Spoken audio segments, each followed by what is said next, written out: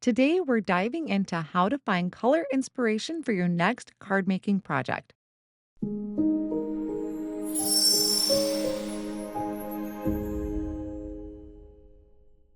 Hi, everyone. This is Mindy Egan with Inking It Up with Mindy on the Altenew YouTube channel. Inspiration can come from the most unexpected places, and I'll be sharing tips and ideas to help spark your creativity and bring fresh color palettes to your designs. For my project today, I'm going to be using the Craft Your Life Project Kit Arched Foliage.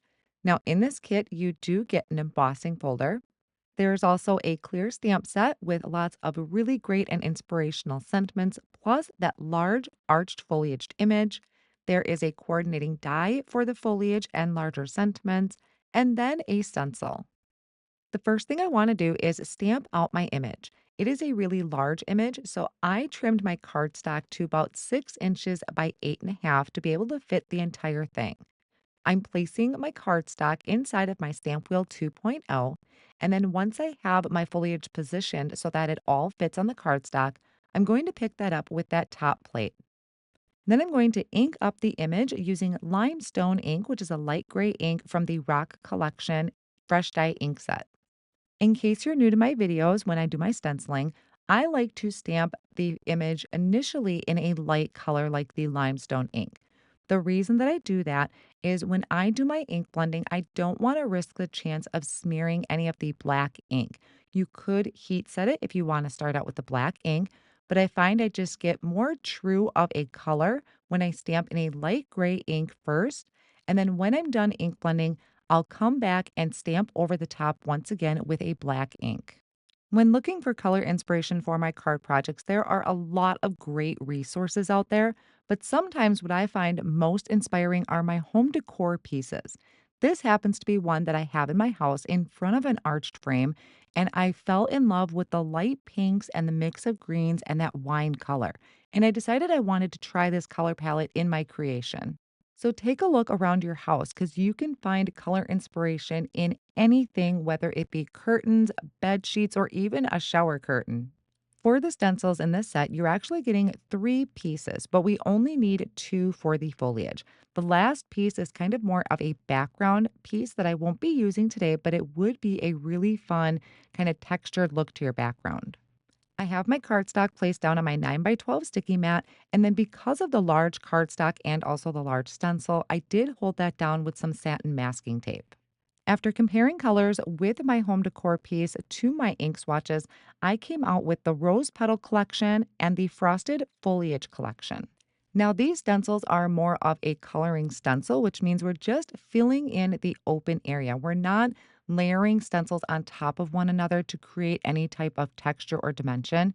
It is literally something we can just color our images in. So I need to get a little creative with my ink collections that I have picked out.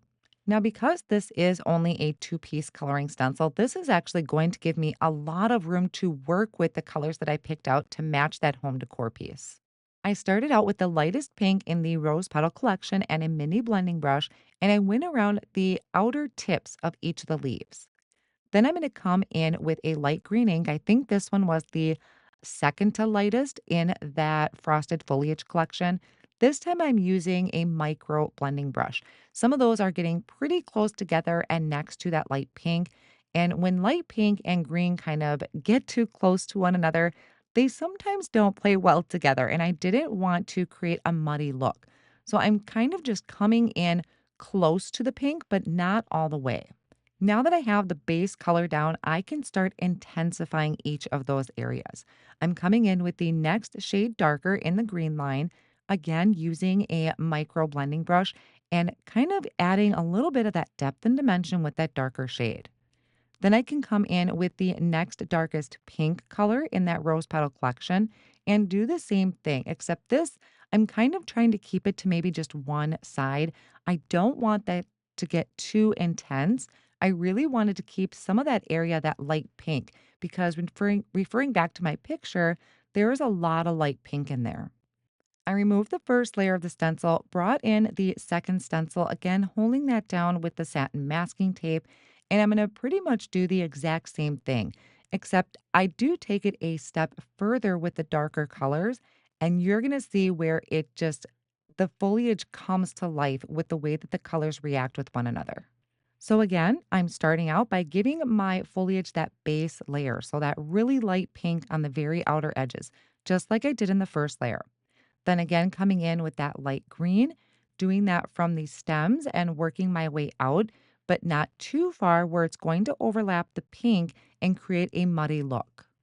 Then I'm going to come in with that shade darker of the green, again using a micro blending brush and really getting into those stems and that part of the leaf that's closest to the stem. By bringing in the micro blending brushes, I am really able to control where I'm applying that green ink and also how much. I like having my ink pad directly on my sticky mat because it's holding my ink pad in place, but I also have the lid there also on the sticky mat. So that way I can tap off any excess ink onto my lid or pick it up if I need to. Now I decided to get a little adventurous and I brought in the darkest color in this frosted foliage collection, which is forest fern. Now, this is where the magic really starts to happen.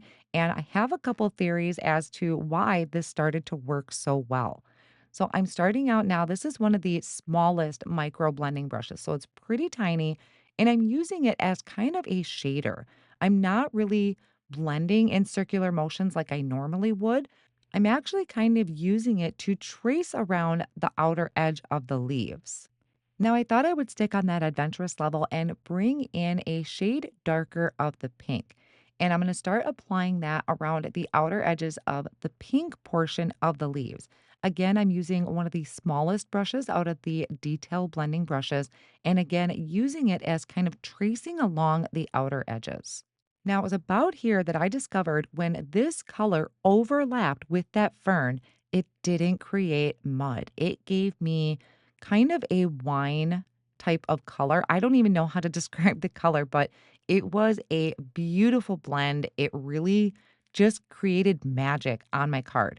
Now, I didn't overdo it, but I did kind of have it blend into that green a little bit. And my theory on this is that even though this is green, it has a lot of blue in it. And I think that is what helped make this possible.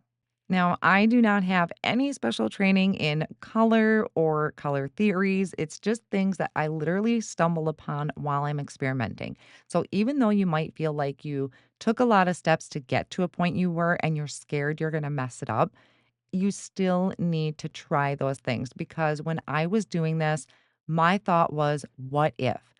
What if I brought in that really dark shade of pink? What if I used that really dark green? And if I wouldn't have tried it and experimented with it, I would have completely missed this color combination.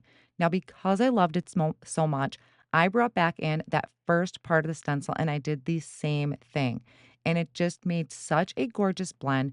Some of the areas you might need to step it back up to a mini blending brush if the leaf is pretty big, but for the most part, the micros really helped when it came to the shading. So now that I have that all completely filled in, I'm going to pop this back over into my stamp wheel 2.0, placing it in the same position that I originally had it, and then I'm going to ink up the image using the obsidian ink. Another reason that I love doing it this way is sometimes our images look fantastic without adding the black outline back in. It can almost give it a no line coloring effect, but adding that black outline in there is really going to make all of these colors just pop off of the page.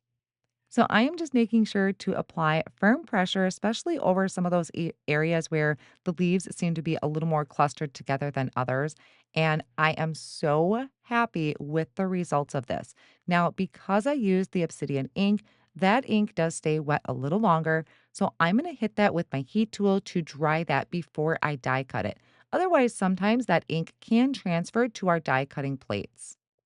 So I'm going to line up that coordinating die, hold it down with the satin masking tape, and then run that through my die cut machine and work on my background. I wanted to have a background that was fairly similar to the color palette that I used for that arched foliage. And this too was something that was an experiment because I really loved how those darker colors overlapped. So I'm starting out with one of the light pinks from that rose petal collection using a large blending brush. And I'm kind of starting in the corners and going in a diagonal blend across the card front. I knew that in my arched foliage, I laid a base layer down. So that is what I'm doing on my background is I laid that base layer down of the light pink. Then I went to the next shade darker in that line, again, kind of starting in those opposite corners and adding that darker pink. I knew I had to build this up in order for it to work.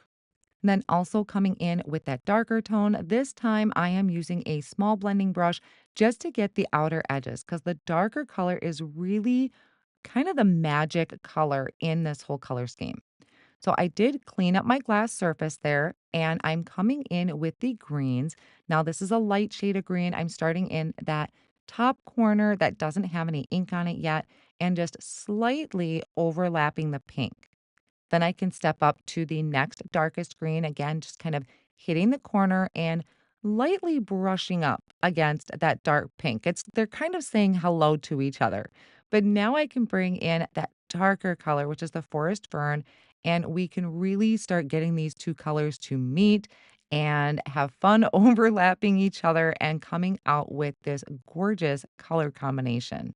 Now, I was still being just a little hesitant on how much ink I was applying on that top edge, but I brought it down to my bottom corner and I purposely overlapped that dark pink. It might seem a little black or a little almost a dark blue, but I think it came out really great for the background. I like having not only a die cut out sentiment, but I also like having a second sentiment that's stamped right onto the card front. So again, I'm bringing my background into my stamp wheel 2.0. I lined up the arched foliage and a die cut out sentiment that I did off screen. So that way I could find a perfect placement for this smaller sentiment. So I'm stamping that in the obsidian ink. And then I'm going to take a post it note and I'm going to trim off the sticky part of the post it note just to mask off that sentiment. I knew I wanted to add splatters to this background. I didn't want to do it before because then otherwise it gets hard to stamp over the top of splatters. But I didn't want my splatters to obscure my sentiment. So by masking it off, I'm able to kind of have my cake and eat it too. Now I'm adding splatters with the metallic watercolor set, just using a paintbrush, some water, and then one of the golds out of that collection. I can then remove that mask and I have my arched foliage off screen. I already went ahead and I had die cut out a second one just from some plain white cardstock and layered that together to help build up dimension. And then I added liquid glue to the back of that and I'm placing this on the front of my card panel and I'm going to set it off on the side and place something heavy on it and let that sit. So while that is adhering down to the cardstock and drying, I am going to take my scoring board and my bone folder and I'm going to create a side folding card base. This is going to be an A2 size card base, so 4.25 by 5.5. But this arched foliage would look amazing on a 5 by 7 card. So I'll reinforce my fold with my bone folder, and then I'm going to take my background and a large pair of scissors, and I'm going to trim off all of that excess. Now, you could save this for future card projects if you wanted to have some leaves peeking in on the edge, but there wasn't a lot left. I used most of that image. So now that I have my edges cleaned up, I added a tape runner to the front of my card base, and then I can add my panel over the top. I have my sentiment that I did stamp and die cut off screen just to save a little bit of time. And I'm going to put a little bit of the foam tape behind that and add that so it's slightly overlapping the foliage, but it is centered over my stamped sentiment. And that is it, my friends. By pulling color inspiration from something as simple as a plant in my house, I was able to create this beautiful layered design with the arched foliage Craft Your Life project kit. I love how the color combination of pinks, greens, and the gold metallic splatters came together to create a soft yet striking card. I hope this technique gives you some fun ideas for finding your own color inspiration in unexpected places. Thanks so much for joining me today and happy crafting.